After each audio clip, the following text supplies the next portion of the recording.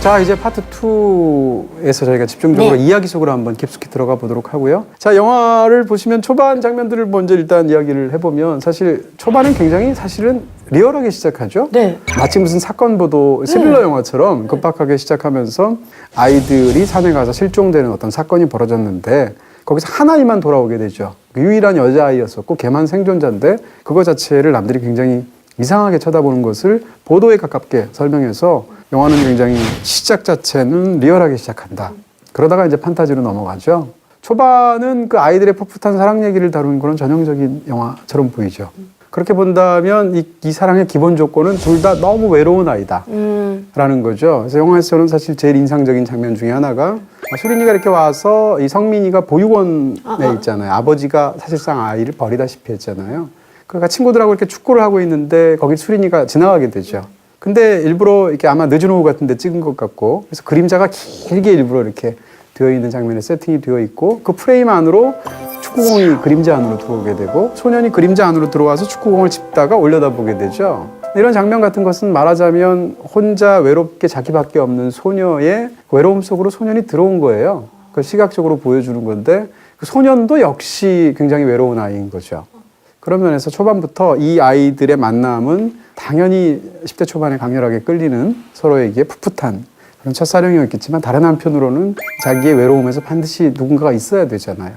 그런 부분이 아닐까 싶은 부분이 있는 거예요. 맞아요. 그 장면 좋았어요. 저도 그쵸? 생각나네요. 네. 그리고 이 초반에 그 세상으로부터 이제 그런 대사도 아마 있었던 걸로 기억하는데 이곳이 아니라 다른 세계에 너무 가고 싶어 하는 수린이라는 아이의 어떤 마음들이 나오는데 그러다 보니까 블로그 같은데 뭐 별거 다 하잖아요. 무슨 접신하는 것도 막 해보기도 하고. 네. 근데 초반의 설정 중에 그냥 지나가기 쉽지만 굉장히 흥미진진해 보이는 설정 중에 하나가 본인이 만들어낸 그런 그 정보를 늘어놓은 블로그의 세계를 본인은 안 믿고 있다는 거예요. 아, 그러네요. 초반에는요. 수리는 안 믿어요. 근데 평상시에 그런 세계가 있는 것도 몰랐던 성민이는 그것을 보고 자기가 다 해보고 난 다음에 네가 안 봐서 그렇지 진짜 그런 게 있어라고 그 세계를 믿죠. 그러니까 자기가 만들어낸 세계를 오히려 자기보다 더 많이 믿어주는 친구인데 초반에는 그런 친구가 그런 경험을 했다는 것을 수린이가 안 믿어요. 근데 이 얘기는 뒤에 가서 역전이 됩니다. 그렇게 돼서 성민이가 어떤 거대한 비밀을 갖고 돌아왔을 때 이번에는 수린이가 그걸 믿어주는 세상에 단 한 사람이 되죠. 그러니까 이런 초반의 설정이 사실은 후반의 설정들을 염두에 둔 복선 같은 거다. 이렇게 볼 수 있어요. 아, 참. 그러네요, 정말. 네.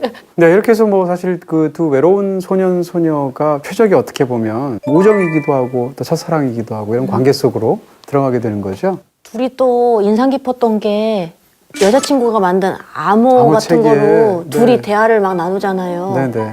수린아, 그때 이상한 일이 생겼어. 어렸을 때 그런 거 해보신 적 있으세요? 저는 없습니다. 해보신 적? 저도 그 정도까지는 없는데 네. 쪽지 같은 거에다가 각자 캐릭터들 만들어가지고 막 서로 막 별명도 너는 진순이 나는 지돌이 막 이렇게 지어주고 네네. 아, 그 서로만 아는. 지돌이가 네. 거기서 나오는? 예, 지돌이. 그때부터 지돌이였습니다. 네. 아, 네. 이제 이해가 되는. 우리끼리만 아는 어떤 그런 암호들이나 별명들 그런 게 되게 특별하잖아요. 그때에는.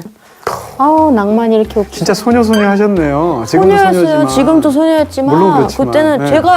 내가 수린이었어요. 수린이. 네. 수린이가 나였고. 성민이는 어디 갔을까? 아직도 멈춰진 시간에 살고 있대요. 네. 네. 내 성민이는 임종 직전에나 나오려는지 언제 나올 거니 성민아. 네. 성민이 애가 참 못됐어요. 그렇죠? 네. 네. 아, 참. 자, 근데 이게 뭔가 풋풋한 사랑 얘기할 때 한국 영화에서 꼭 나오는 것 중에 하나가 운동화끈 풀어지는 거 왜 이렇게 나오는지 모르겠어요. 네, 번지 점프를 하다부터 시작해서 수많은 영화들이 있었는데 꼭 이렇게 운동화끈을 이렇게 묶어주면서 뭔가 두 사람의 삐리링 이런 느낌? 그런 것이 영화에서 항상 묘사가 되죠. 내가 거기서 이제 잘 안 됐나 봐요. 나는 항상 옛날에 찍찍이를 신고 다녔거든요. 찍찍이 아세요? 찍찍이? 벨크로라고 그러죠? 벨크로. 네, 찍찍이 네. 신고 다녀서 나는 그 풀릴 일이 없었어요. 나는 그게 항상 완벽했네. 조금 약간 허술하고 그래야 그게 이거 좀 풀린다 하더라도 성민이가 와서 찍찍이 떨어졌네 찍 이럴 수는 없잖아요. 로맨틱하지가 않으니까. 찍찍이를 신고 다녀가지고 네. 거기서 약간 차고 신발을 네. 제가 오늘 찍찍이를 신고 찍찍이를 신고 될 일도 안 되네. 아니 그래서 운동화를 신고 다니시는군요. 네, 요새는 요 끈에 집착합니다. 아, 네. 그렇게 옛날에 네. 벨크로 벨크로? 그거 네, 신고 네. 다녀가지고요. 그래서 아, 참 그런 묘한 감정이 있어요. 감정이 끈 있습니다. 묶어주는 거. 네, 그것뿐만 아니라 되게 화면도 약간 좀 뽀사시하게 만들어진 것도 있고 그 비밀 아지트도 그 둘만이 알고 있는 어떤 공간 이런 것들도 되게 예쁘게 만드셨더라고요. 폐가긴 하지만 그 넝쿨들이 이렇게 막 자라면서 그 집이 좀 예뻤어요. 제가 보기에는. 맞아요. 폐가이면서 애초에 설정 자체가 누군가가 공방으로 썼던 곳인 것 같고 그런 어떤 예술적인 분위기가 남아있는 그런 장소로 이제 미술 디자인을 했고요. 그리고 또 영화에서 실제로 필터 촬영을 많이 해서 화면 자체를 약간 수채화처럼 보이게 네. 색감이라든지 숲이라든지 바다라든지 이런 걸 담을 때 영화의 색감 자체를 좀 더 동화적으로 만든 그런 부분들도 분명히 있습니다. 근데 이렇게 어떤 세상이 믿어주지 않는 둘만의 이야기를 공유하는 그런 아이들인 셈인데 이럴 때 영화들은 항상 두 아이들이 비밀 아지트 같은 곳이 반드시 나오죠.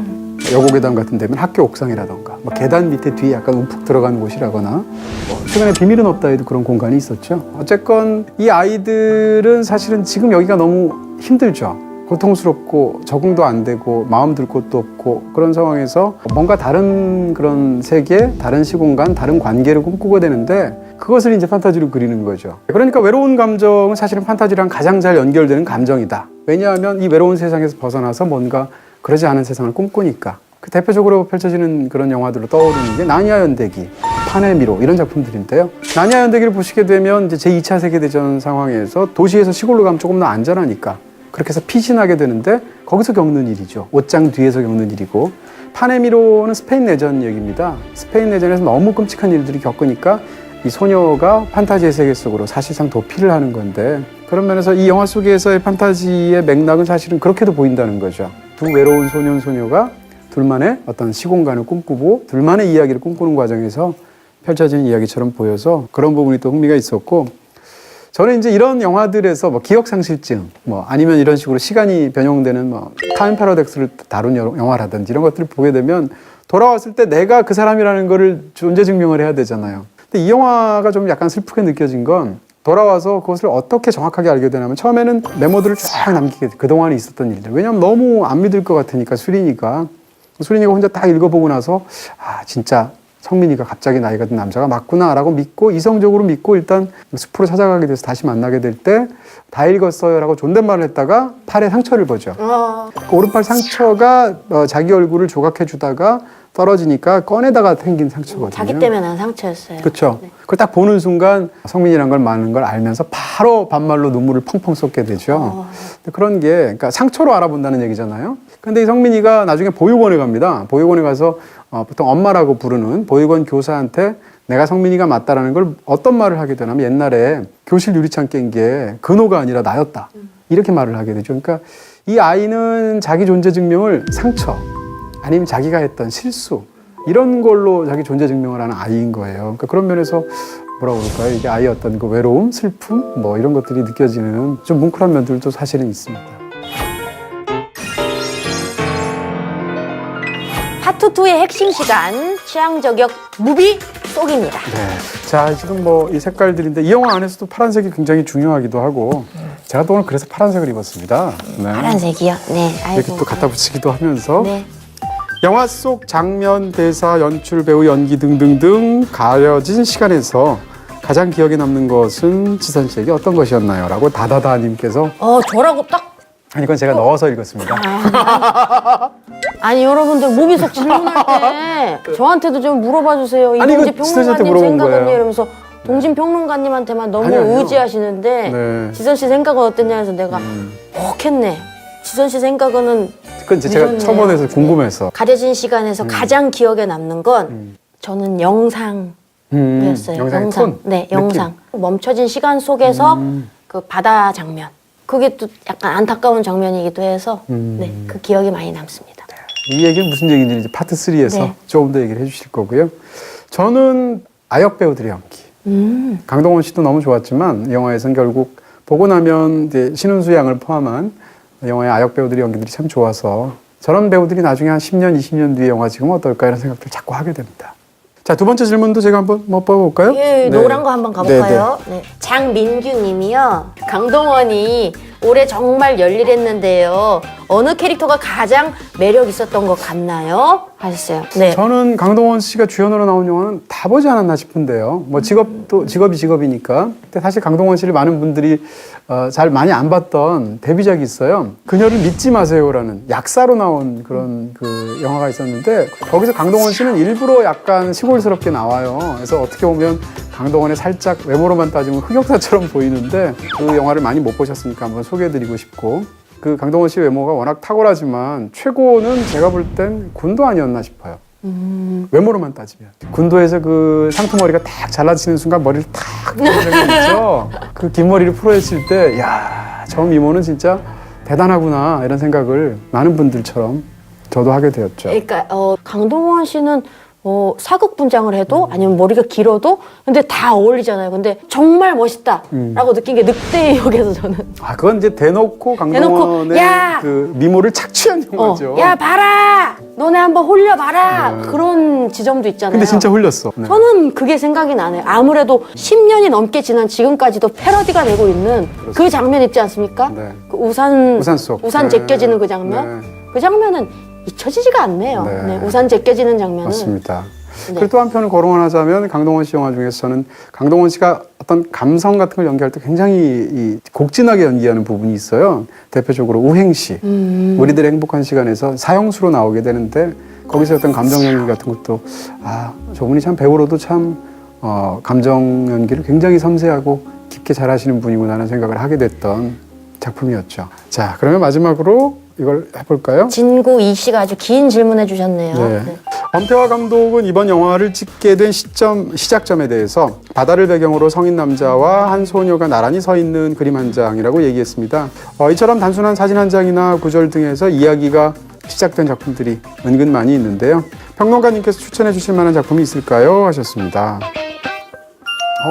네네. 여기 있죠. 네. 이건 이제 이 영화 속 장면이죠. 네.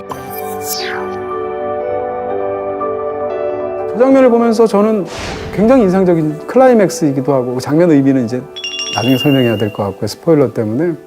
사실 감독들이 많은 경우 어떤 특정한 하나의 그림, 이미지 이런 걸 상상해서 거기서부터 시작되는 경우들이 굉장히 많아요. 근데 저 그림을 보면서 저는 사실 딥 임팩트라는 어떻게 보면 뭐 SF 영화죠? 네. 해성 충돌을 다룬. 거기서 티아 레오니라는 그 여배우가 여주인공으로 나오는데 아버지랑 원래 사이가 안 좋죠. 근데 화해를 하다가 마지막으로 해성과 충돌해서 거대한 해일이 밀려오는 순간 두 손을 꽉 잡고 아버지랑 바다를 딱 이렇게 보고 있는 것이 롱쇼트로 찍혔는데 굉장히 비슷해요.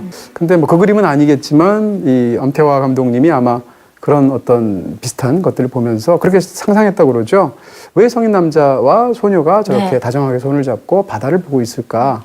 그래서 거기서 시작했다라고 하시죠. 네, 맞아요. 여기 이렇게 글이 또 있는데 이게 되게 멋있네요. 엄태화 감독님이 이 이야기가. 네. 처음엔 친구였지만 남자만 어떤 일로 인해 나이를 먹었고 그렇게 둘은 저 그림처럼 어른과 소녀의 모습으로 바다를 보고 서 있는 것은 아닐까. 가려진 시간의 이야기는 그렇게 시작되었다. 네. 엄태화 감독님이 이렇게 얘기를 했네요.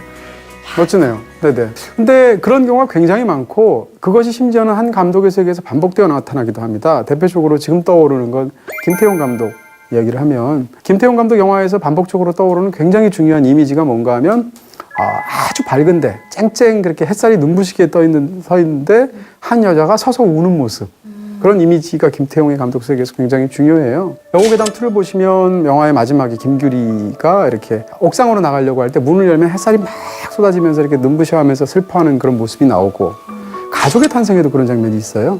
거기서는 공효진 씨가 그러는데 어머니가 돌아가시고 나서 그러니까 감독들을 사로잡는 어떤 핵심적인 이미지가 있는 경우들이 종종 있고 김태용 감독은 그것이 보통 슬프다 그러면 햇살이 쨍쨍 내려비치는데 거기서 한 여자가 서서 울고 있다라는 것이 뭔가 상상력을 막 자극시켜주는 거죠. 감독님들이 마음에 품고 있는 어떤 핵심 이미지들이 또 있다고 하니까 그런 것들 보면서 네. 영화 보는 것도 재밌겠네요. 그런 재밌을 것들 것 같아요. 찾으면서. 네. 자, 그럼 파트 3로 넘어가도록 하겠습니다. 네, 파트 3도 기대해 주세요.